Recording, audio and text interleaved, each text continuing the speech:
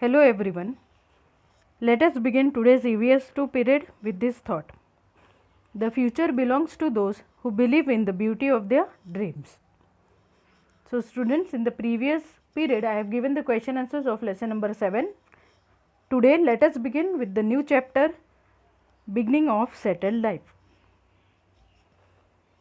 In the previous chapter we have seen that man have started living together. The concept of village came into existence.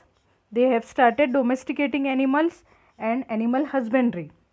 So now beginning of domestication and animal and agriculture.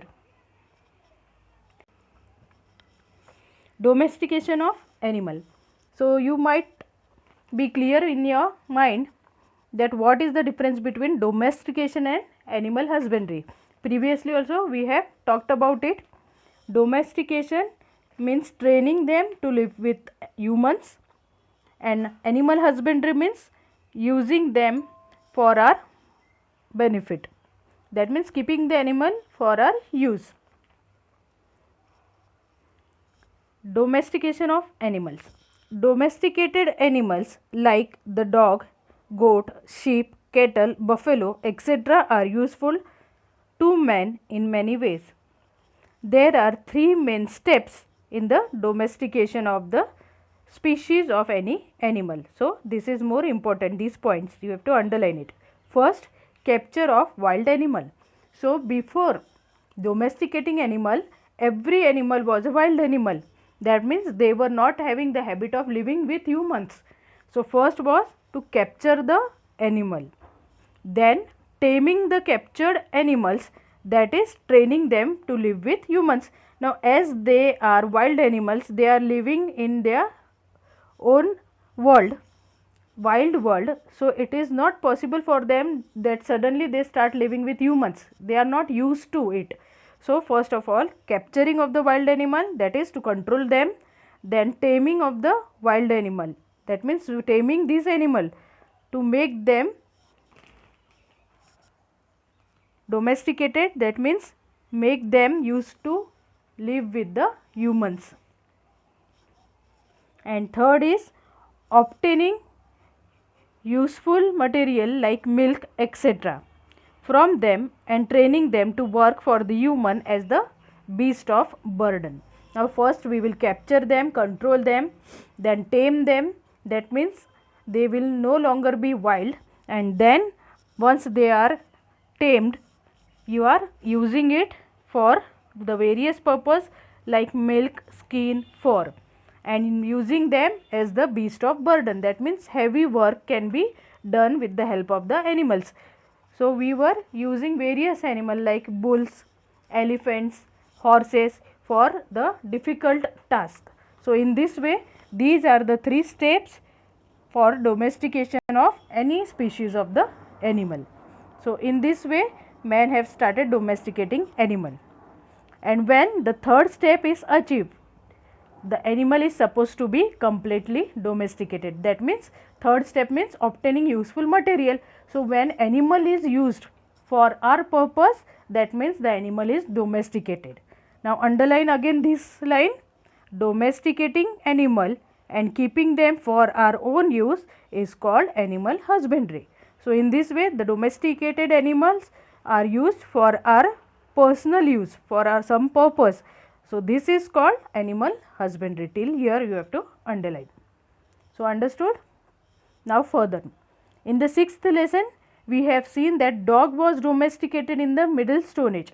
Now dog is the first animal that has been domesticated. Again underline this, the first animal which was used by men is dog, and they were used for helping in hunting. So dog used to help human for the purpose of hunting. The goat and sheep were domesticated next. So first animal was dog, and later on man used goat and sheep for various purpose, for their milk, for their fur, for their flesh. So in this way, next was goat and sheep. Here in the picture you can see the bull of today's age, and in the other picture it is the bull of primitive period. It is quite bigger huge as compared to today's bull. We have also seen the elephant which was called mammoth. Similarly, here we are having the wild bull. Now, agriculture. Archaeological evidence is available to show that agriculture have begun about 1000 years ago in Israel and Iraq. Underline this. Archaeological evidence is available to show agriculture have begun about 11,000 years ago in Israel and Iraq till Iraq. So, from today's era, 11,000 years ago, man have known the skill of growing crops. He have begun the agriculture in Iraq and Israel. Women are credited to have the start the cultivation. Credited means they are acknowledged to contribute. The main work was done by the women. Agriculture was in the hands of women. So, they are credited to start the agriculture, because men might be busy in hunting and food gathering. Now, it is in that era, you can imagine how difficult it might be to move in search of food. Everywhere it might be wild, forest, jungles and wild animals. So, it was the task of man maybe to search food, to gather food. So, he was roaming here and there and doing the other difficult work, physically which needs energy. That means preparing of tools, gathering of fruit, hunting animals. So, agriculture was with the women. Women were engaged in agriculture mostly. They might have used pointed stick to sow seeds. Women in some tribes still sow seed by this method. In some tribe means the people who are Adivasi, who live in jungles and in the same primitive way. So, they are doing the task of agriculture in the same way which was done previously. So, they used a pointed stick to sow the seed, because it is again difficult task to dig the ground.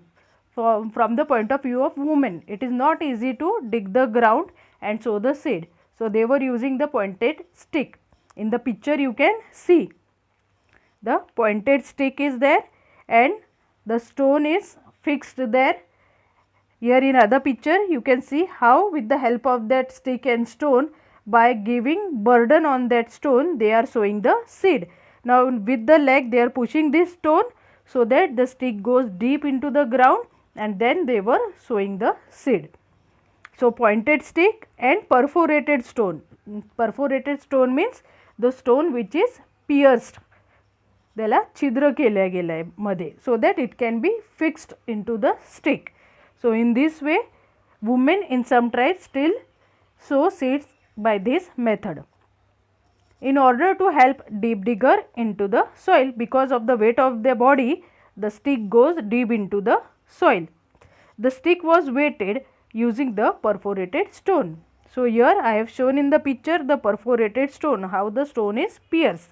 Now, even it is not an easy task to pierce or penetrate through the stone. Now, you need to strike continuously at one place so that we get the desired stone. So, in this way women were using this pointed stick with perforated stone. In the previous lesson, we have learned that people had to stay in one place because of the nature of agriculture. So, as soon as he came to know about the agriculture, he was no more the nomadic.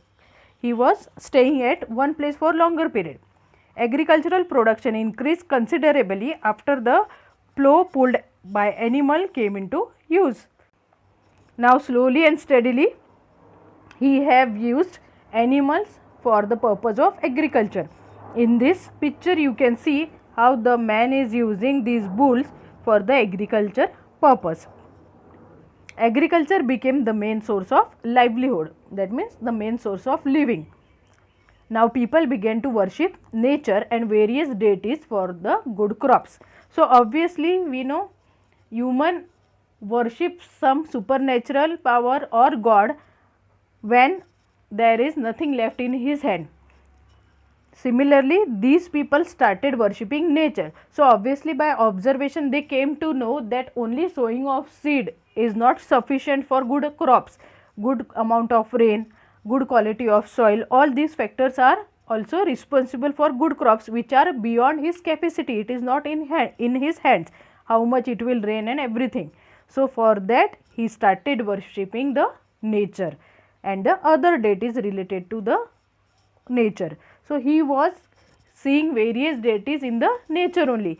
Suppose the rain god, he is praying the god or some supernatural power that it should rain good, so that they will have good amount of crop, that means rain god. Then the soil god, then the various crops. So in this way he has named the various deities which were in the nature itself. Essential things like sharing the agriculture task and water resources and the security of village settlement gained importance. Now as they were engaged in, now agriculture is not the work of one or two. So they have to come together. Together they were doing the agriculture.